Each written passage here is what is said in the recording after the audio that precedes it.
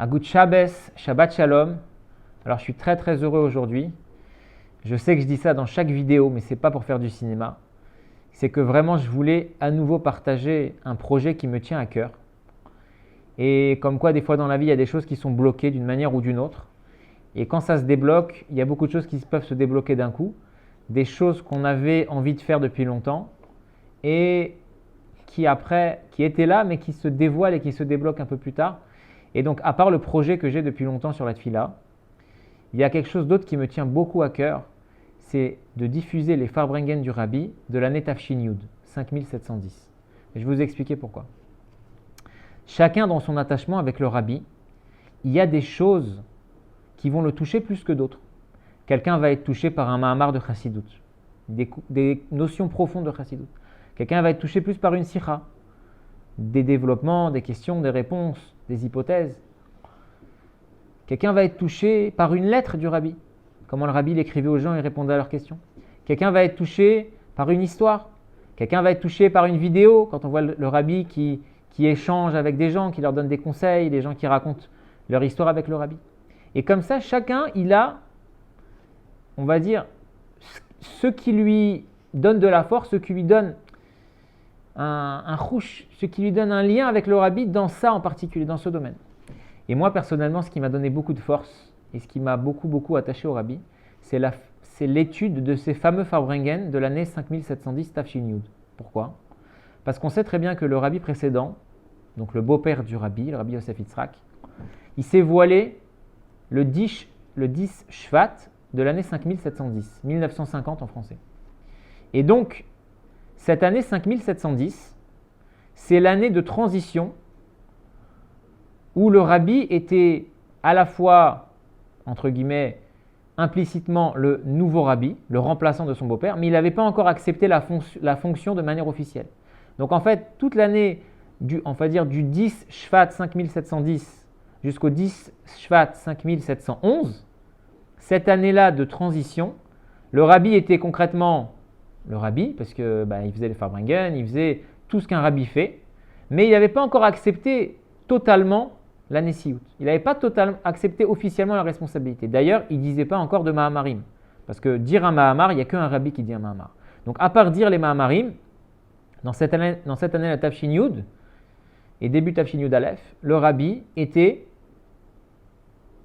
pas encore officiellement, mais était le Rabbi. Donc c'était en fait une année intermédiaire, où à la fois le Rabbi était un Rabbi, mais à la fois, et c'est là où je voulais en venir, le Rabbi était un Chassid.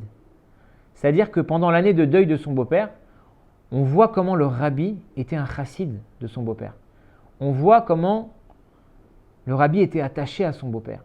Et donc ce qui est fort, c'est que le Rabbi nous a appris qu'est-ce que c'est qu'un Rabbi, mais le Rabbi, pendant cette année-là, il nous a même appris qu'est-ce que c'est un Chassid. Comment c'est un Chassid, comment le Chassid y voit l'attachement avec son Rabbi. C'est extraordinaire. Et dans ces Mahamarim-là de cette année-là, il y a des choses, je n'ai pas étudié tous les Farbrengen du Rabbi pour dire ça, mais il y a des mots spéciaux qu'on ne retrouve pas. Il y a des mots spéciaux qu'on ne retrouve pas. Et ça me fait penser à un vort chassidique que j'ai entendu plusieurs fois du Rav Yosef Martinez. Je le salue d'ailleurs s'il écoute cette vidéo. Donc du chalier du Rabbi dans le 12e arrondissement de Paris. Plusieurs fois, il nous a répété un vort chassidique comme ça, qu'il y a écrit que quand Moshe Rabbeinu il est mort, il y a écrit « Vayivku bnei Israël et Moshe ». Les Bnei Israël, ils ont pleuré Moshe. Et Rashi sur place, il nous dit quoi ? C'est qui les Bnei Israël ? C'est les hommes. Les hommes, ils ont pleuré Moshe. Ok ? Par contre, quand Aaron il est mort, quelques mois avant Moshe, il y a écrit quoi dans la Torah ? Que Kol Bet Israël, toute la maison d'Israël a pleuré Aaron. Rashi dit quoi ? C'est quoi toute la maison d'Israël ? C'est les hommes et les femmes. Pourquoi ? Parce que comme Aaron, il était Rodev Shalom, comme Aaron, il poursuivait la paix, il faisait la paix entre l'homme et son prochain, entre l'homme et sa femme. Alors, quand Aaron, il est mort, tous les Bnei Israël, les hommes et les femmes, toute la maison d'Israël, les hommes et les femmes, ils ont pleuré Aaron. Par contre, quand c'est Moshe qui est mort, il n'y a que les hommes qui ont pleuré, pas les femmes. Donc quand on lit le commentaire de Rashi, c'est un peu péjoratif pour Moshe. Aaron, tout le monde a pleuré pour lui, alors que Moshe, c'est que les hommes. Mais qu'est-ce qu'il nous dit ce vort chassidique ? Il nous dit, pourquoi quand Aaron il est mort, tout le monde a pleuré ? Parce que quand Aaron il est mort, il restait encore Moshe Rabbeinu qui était là. Et Moshe Rabbeinu, il a fait prendre conscience au peuple de la perte immense de Aaron. Et donc tout le monde a réalisé. Et donc tout le monde a pleuré. Par contre, quand Moshe Rabbeinu il est mort, il n'y avait plus personne, si on peut dire, de cette stature-là. Il n'y avait plus personne pour faire prendre conscience de l'immensité de la perte.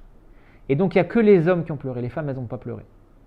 Donc ça me fait penser un peu à ce qu'on a dit juste avant, Alder Herzé, que pendant cette année de Tafshin Yud, le rabbi, pas seulement il nous a montré qu'est-ce que c'était qu'un rabbi, mais plus que tout, il nous a montré qu'est-ce que c'est qu'un chassid.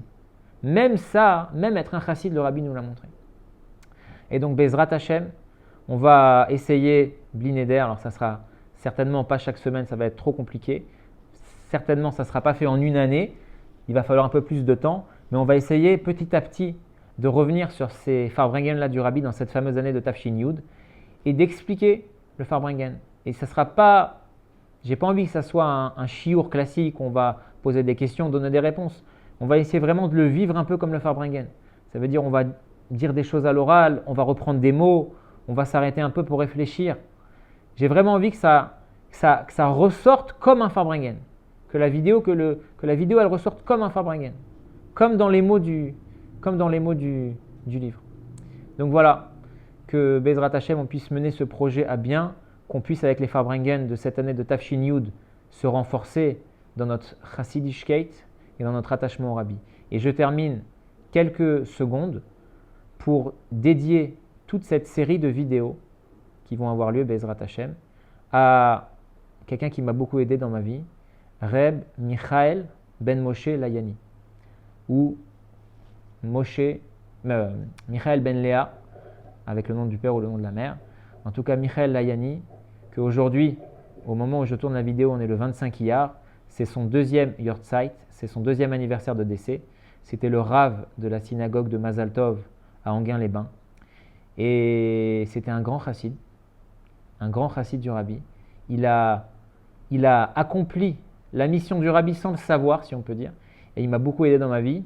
Il m'a mis le pied à l'étrier, si on peut dire, pour me lancer dans les shiurim.